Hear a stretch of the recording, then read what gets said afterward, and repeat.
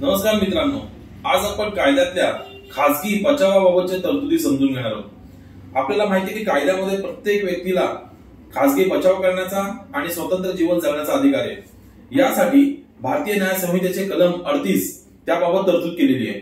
जर एखाद्या व्यक्तीवर आपण हमला केला आणि त्या हमल्यामध्ये त्या व्यक्तीचा जर मृत्यू घडून आला किंवा त्याला जबर दुखापत झाली तर तो कधी गुन्हा ठरणार नाही, याबाबतची मी तुम्हाला माहिती देतोय।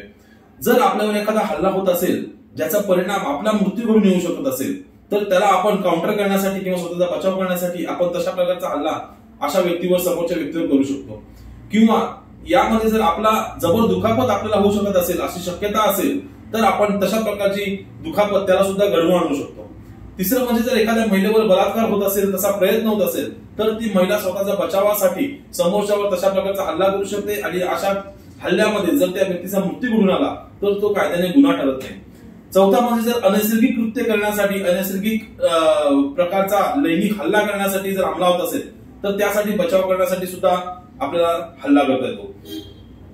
अपनयन किंवा अपहरण जर एखाद्या व्यक्तीचं होत असेल आणि त्याला तशी धास्ती निर्माण होत असेल तर तो तशा प्रकारचा हल्ला अशा व्यक्तींवर करू शकतो, ज्यामुळे त्यांना जबर दुखापत झाली किंवा मृत्यू घडून आला तरी त्यांना त्याबाबतचा गुन्हा त्याच्यावर दाखल होऊ शकत नाही।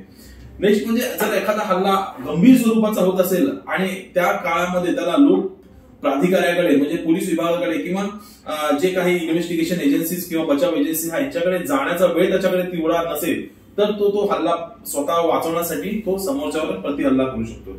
नेक्स्ट म्हणजे बऱ्याचशा आपण घटना करतो की ऍसिड हल्ल्याच्या कृती करतात किंवा ऍसिड अटॅक केला जातो, तर अशा घटना तर वाचण्यासाठी ती पीडित व्यक्ती समोरच्या व्यक्तीवर तशा प्रकारचा गंभीर हल्ला करू शकते आणि अशा हल्ल्यांमध्ये जर समोरच्याचा मृत्यू घडून आला किंवा त्याला जबर दुखापत झाली तर तो त्या व्यक्तीवर गुन्हा ठरत नाही।